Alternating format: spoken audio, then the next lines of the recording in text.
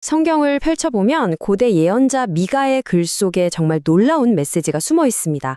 모든 게 무너진 절망의 끝에서 피어나는 희망에 대한 이야기인데요.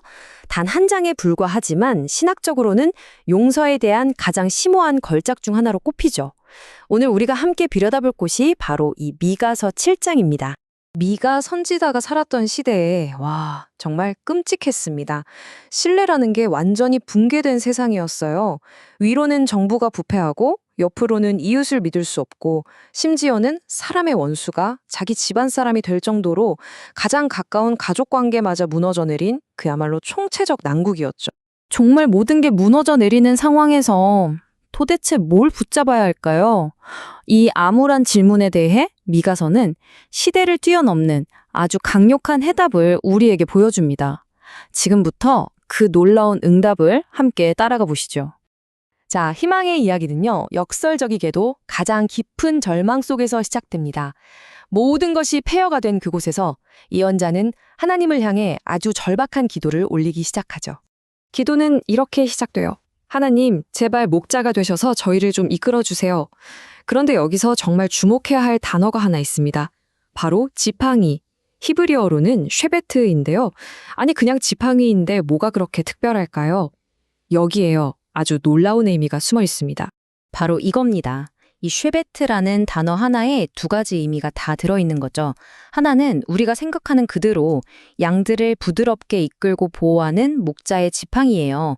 하지만 동시에 이게 왕의 손에 들리면 완전히 다른 의미가 됩니다. 바로 적들을 물리치는 강력한 왕의 홀, 즉 권력의 상징이 되는 거죠. 그러니까 이 기도는 단순한 보호 요청을 넘어서 악의 세력을 꺾는 권능으로 개입해달라는 강력한 외침인 겁니다. 이 기도는 그냥 막연한 기도가 아니에요. 아주 구체적인 그림을 그리고 있거든요. 위엄과 고립을 상징하는 갈멜숲에서 번영과 약속의 땅을 상징하는 바산과 길르앗으로 우리를 옮겨달라는 간구죠. 그러니까 이건 단순히 여기서 저기로 옮겨주세요가 아니라 이 절망적인 현실에서 벗어나서 우리가 누렸던 그 평화와 번영의 시간으로 되돌려달라는 그런 간절한 염원인 겁니다.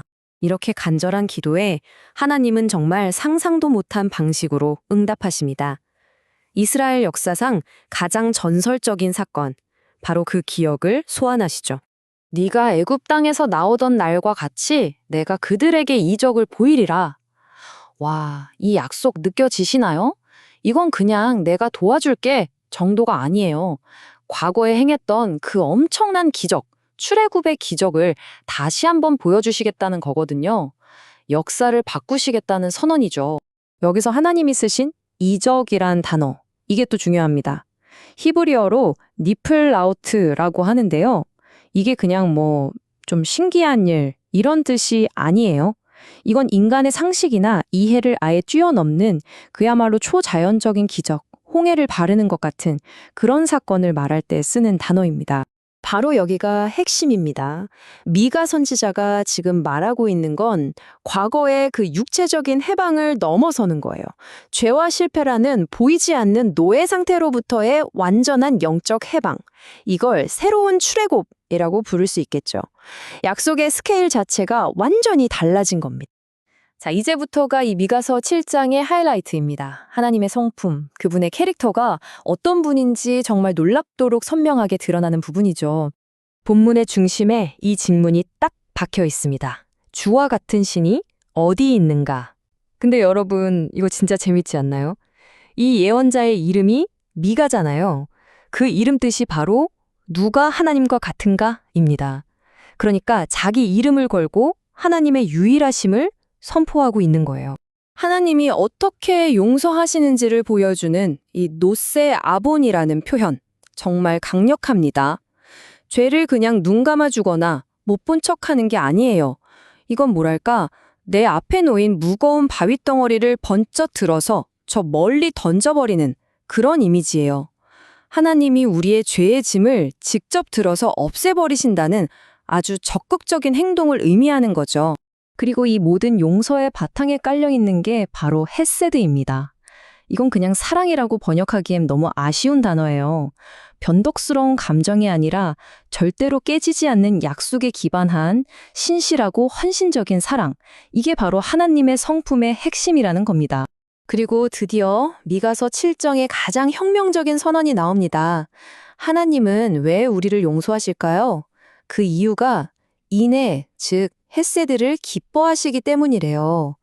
여러분, 이게 정말 놀라운 거예요. 하나님께 용서는 마지못해 하는 의무가 아니라 그 자체가 기쁨이고 즐거움이라는 겁니다. 이 진실 정말 엄청나지 않나요? 자, 그럼 이 놀라운 용서가 구체적으로 어떻게 이루어지는 걸까요? 본문은 마치 한 편의 영화처럼 세 가지 생생한 행동으로 그 과정을 보여줍니다. 첫째, 다시 우리를 불쌍히 여기시고. 둘째, 우리의 죄악을 발로 짓밟으시고. 그리고 마지막, 우리의 모든 죄를 깊은 바다에 던지시리라.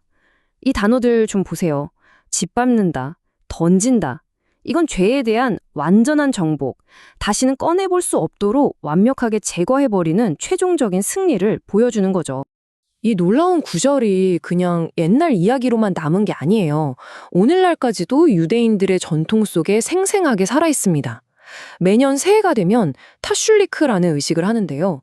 자신의 죄를 상징하는 물건을 흐르는 물에 던지는 거예요. 바로 이 미가서 7장 19절에서 영감을 받은 거죠. 자, 이제 정리해볼 시간입니다. 이 짧은 미가서의 몇 구절이 어떻게 수천 년을 넘어 서로 다른 신앙 전통에까지 이렇게 큰 영향을 미쳤을까요? 미가가 선포했던 이 강력한 이미지들은 정말 수천 년 동안 사라지지 않고 계속해서 이어져 내려왔습니다. 보시는 것처럼 유대교에서는 새해마다 죄를 물에 던지는 타슐리크 의식에 직접적인 영감을 줬고요. 기독교 신학에서는 십자가 사건이야말로 인류의 죄를 짓밟고 깊은 바다에 던지듯 완전히 제거해버린 궁극적인 행위라고 이해하는 그 뿌리가 되었습니다. 그래서 마지막으로 여러분께 이 질문을 한번 드리고 싶습니다. 만약에요, 여러분의 과거, 모든 실수와 실패들이 정말로 다시는 찾을 수 없는 저 깊은 바닷속으로 던져질 수 있다고 믿는다면 여러분의 오늘 그리고 내일은 어떻게 달라질까요? 미가의 이 오래된 약속은 오늘을 살아가는 우리에게도 여전히 깊은 울림을 주는 것 같습니다.